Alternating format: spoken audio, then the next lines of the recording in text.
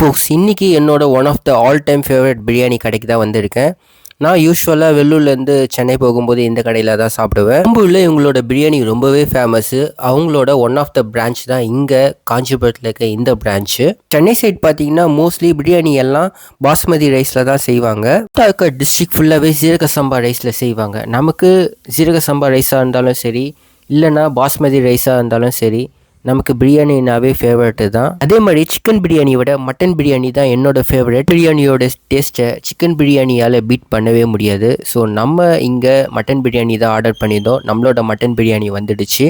2022 அப்போது இந்த ரெஸ்டாரண்ட்டுக்கு நான் வந்தபோது அப்போ நான் ஆக்டர் யோகி பாபுவை பார்த்தேன். அப்போ தான் அவர் ரெஸ்டாரண்ட்லேருந்து சாப்பிட்டு வெளியில் வந்தார். நிறைய பேர் அவர்கிட்ட ஃபோட்டோ எடுத்துன்னு இருந்தாங்க. ஃபோட்டோ எடுக்கலான்னு தயங்கி நின்றுன்னு இருந்தேன். அப்போ அவரே கூப்பிட்டு ஃபோட்டோ எடுக்க சொன்னார். ரொம்ப டவுன் டு எர்த் பர்சனாக இருந்தார். இப்படி இந்த ரெஸ்டாரண்ட்டுக்கு அடிக்கடிக்கு சாப்பிட வருவாருன்னு நினைக்கிறேன். இங்கே அப்படியே இந்த சிக்கன் லெக் பீஸையும் ஆர்டர் பண்ணியிருந்தேன். அண்ட் முக்கியமாக I am not a foodie person. நான் ரொம்ப நிறைய சாப்பிட மாட்டேன். இந்த மாதிரி நீங்கள் பிரியாணி சாப்பிடும்போது நீங்கள் மீட்டை நிறைய எடுத்துக்கோங்க அண்ட் ரைஸை கம்மியாக சாப்பிடுங்க. அது உங்கள் டயட்டுக்கு ரொம்பவே ஹெல்ப்ஃபுல்லாக இருக்கும். நீங்கள் சென்னை டு பெங்களூர் போனாலும் சரி, இல்லைனா பெங்களூர்லேருந்து சென்னை போனாலும் சரி, இந்த ஆம்பூர் ஸ்டார் பிரியாணியை மறக்காமல் ட்ரை பண்ணி பாருங்கள். இதோட ரெஸ்டாரண்ட் ஆம்பூர்லேயும் இருக்குது. அண்ட் இப்போ நான் சாப்பிட்ட இடம் வந்து பார்த்தீங்கன்னா காஞ்சிபுரம் மீனாட்சி ஹாஸ்பிட்டல் எதிர்க்க இவங்களோட பிரான்ச்.